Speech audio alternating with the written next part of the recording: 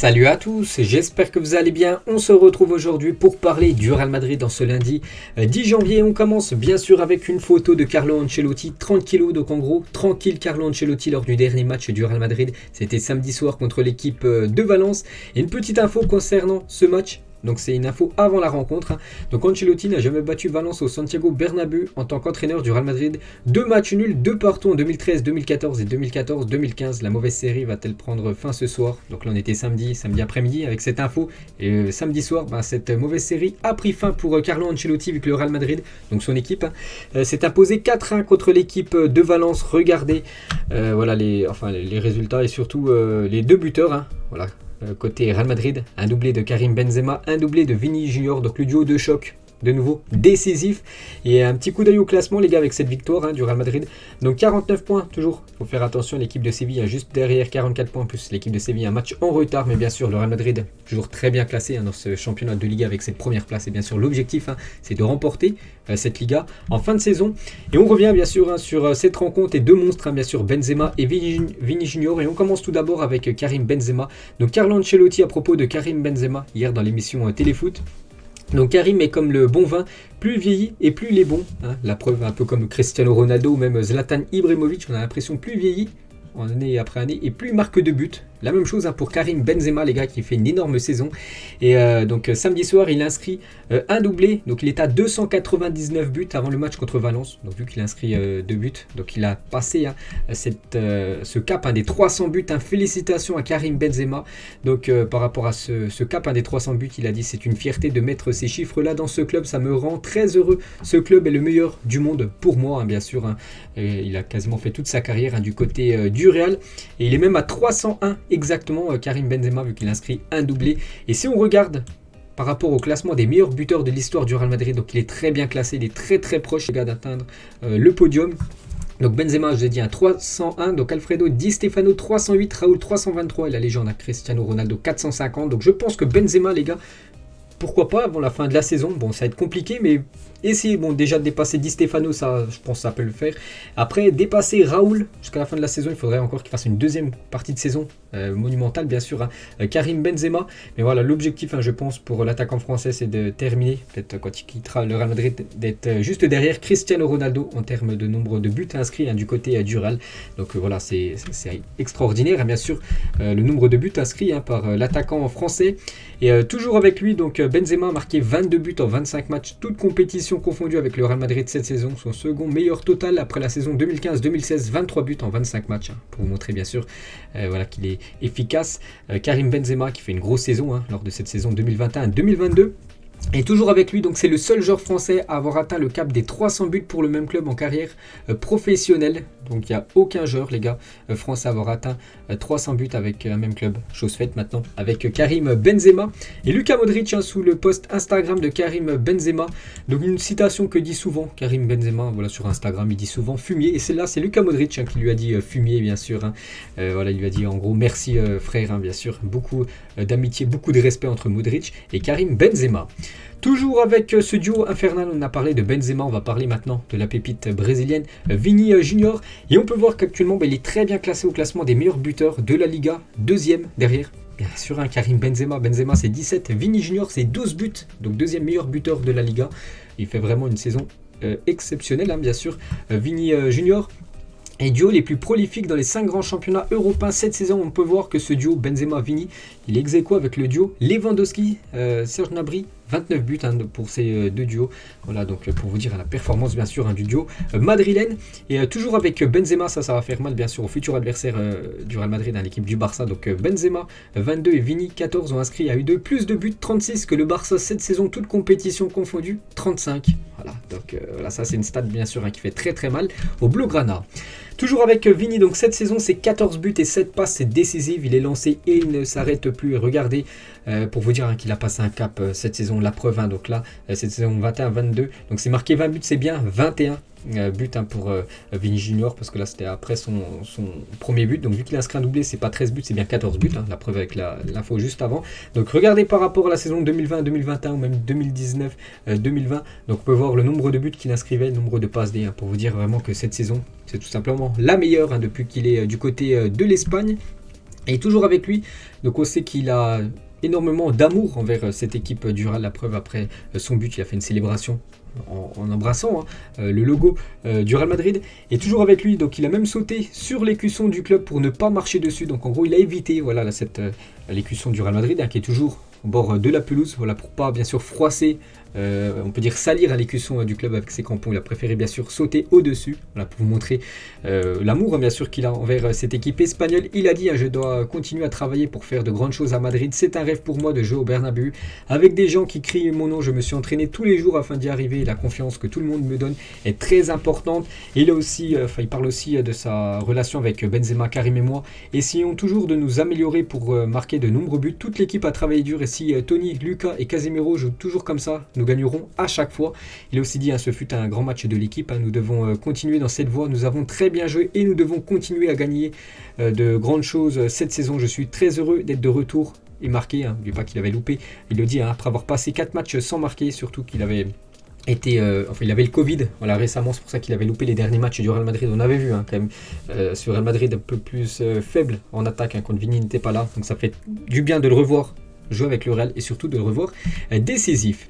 Et Benzema les gars, sur sa relation avec Vini, je me sens très bien avec Vini, je suis toujours là pour l'aider, je connais son potentiel, je sais qu'il peut aller encore bien plus haut, c'est un joueur fantastique, il nous aide beaucoup, bien sûr, voilà, le bel hommage bien sûr de la légende Benzema sur Vini Junior. Et Antonio Romero, donc il a dit, Benzema et Vini forment la paire la plus déséquilibrante du football. Benzema est le miroir dans lequel se regardent les jeunes joueurs du vestiaire. Benzema est passé du statut du très bon joueur à celui de légende du Real Madrid. Totalement, j'ai employé ce mot, légende, juste avant les gars, concernant Karim Benzema. C'est plus un grand joueur du Real les gars, c'est une légende, un peu comme Cristiano Ronaldo, Di Stefano ou même Raúl. On le met dans cette catégorie bien sûr, Karim Benzema maintenant du côté de l'Espagne. Vini Junior les gars, donc une photo, bon c'est une photo, voilà, on peut voir juste la vitesse bien sûr, on sait que c'est son point fort, Vini maintenant la vitesse, les dribbles, maintenant la finition, vu qu'il est efficace bien sûr, Vini Junior.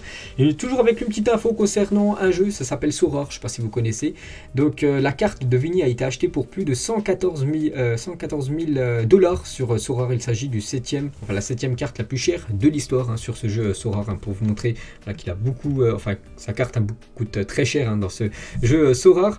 Toujours sur ce Real Madrid-Valence, voilà le tacle de Eduardo Camavinga qui fait un petit peu rigoler parce que voilà, sur ce tacle il a mis 2 joueurs de Valence par terre les gars, un croc en jambe bien sûr, un croche-patte bien sûr du joueur Eduardo Camavinga, un joueur bien évidemment pour l'avenir, le milieu français. Thibaut Courtois les gars, donc il a arrêté 20 des 23 derniers tirs cadrés en Liga cette saison, dont 17 des 18 tentatives subies au Santiago Bernabéu, n'encaissant qu'un seul but inscrit, donc c'était hier soir par Gonzalo Guedes. Donc on parle beaucoup du duo en attaque, mais il ne faut pas oublier que le gardien est très très bon bien sûr, Thibaut Courtois, encore un gros match de sa part malgré le but qu'il a encaissé, c'est rien, c'est pas un match où il n'a pas pris de but, mais voilà, son équipe s'est imposée, il a encore fait un grand match. Le portier belge, quelques déclarations de Carlo Ancelotti. Donc on va commencer en bas. Donc Asensio a très bien joué, il a joué au même niveau que Benzema et Vinicius, il joue bien, il joue les 90 minutes, c'est aussi simple que cela. C'est Asensio, Benzema et Vini jouent toujours ensemble, et bien cela dépend du match. Nous avons aussi Rodrigo, Rodrigo en plus qui a fêté son anniversaire hier, il a fêté ses 21 ans. La déclaration du milieu, Carvajal va bien, il jouera sûrement la Super Coupe d'Espagne, tout comme Jovic qui a été testé négatif concernant la vaccination. Tous mes joueurs sont vaccinés. Il a aussi dit, on a bien joué, on méritait de gagner, c'est vrai qu'on a ouvert le score avec un penalty, ça nous a aidé, mais nous avons fait un match complet.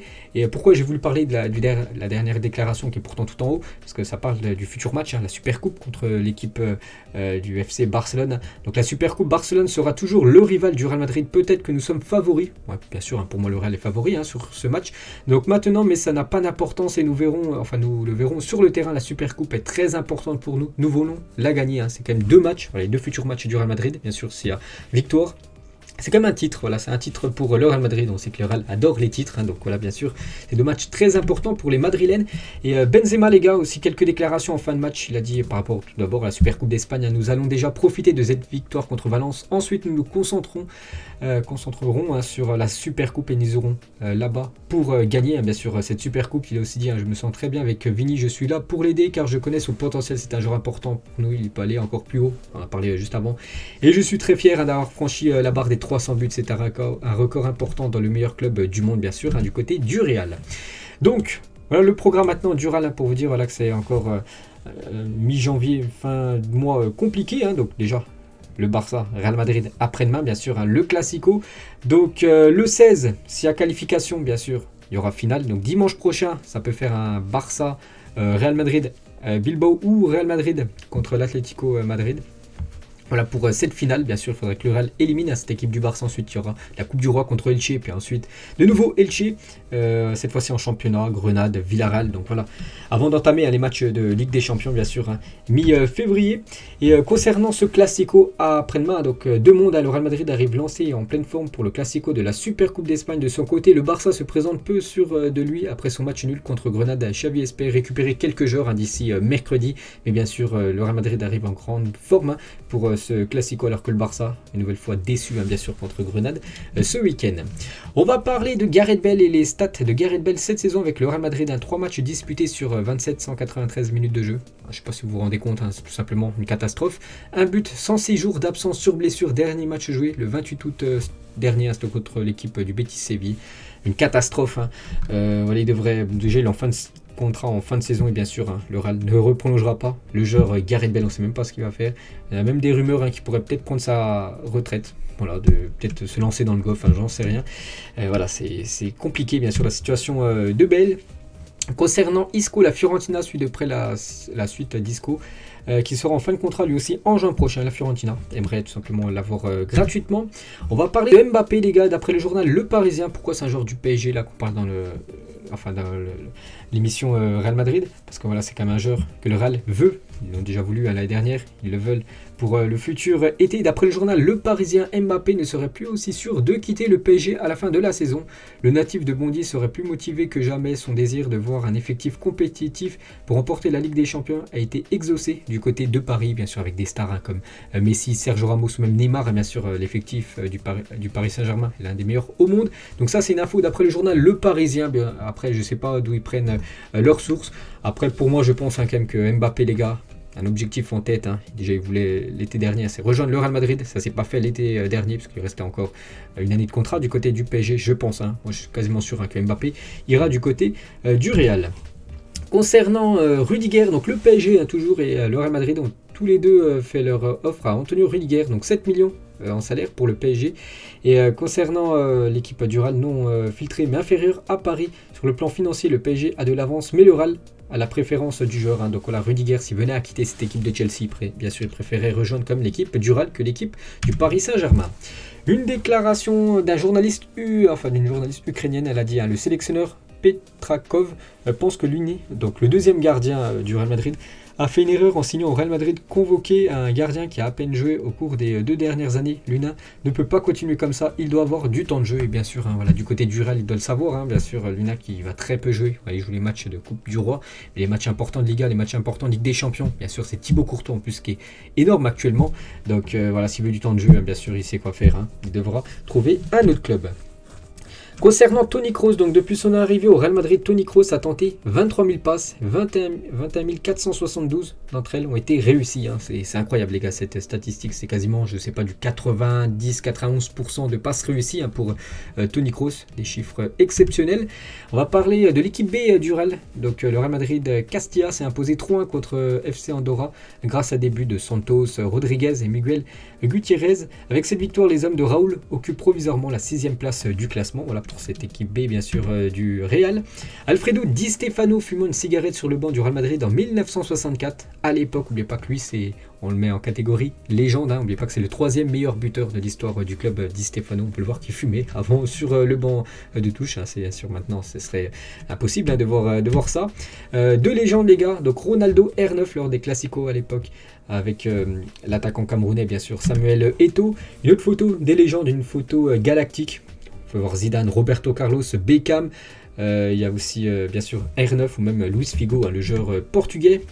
Une autre photo d'une légende bien sûr, hein, du côté du Real, une photo de roi, donc Sergio Ramos, hein, de nouveau quand il avait remporté la Ligue des Champions. Et on finit bien sûr avec Sergio Ramos lors d'un match de Ligue des Champions entre Manchester United et SR4. On peut voir que Van Persie, l'attaquant néerlandais, voilà, avait quand même bougé, hein, bien sûr, le défenseur espagnol. Donc voilà les gars, la fin de cet épisode, hein, consacré bien sûr au Real Madrid. Donc j'espère que ça vous a plu. On se retrouve demain pour parler du FC Barcelone. Ciao à tous.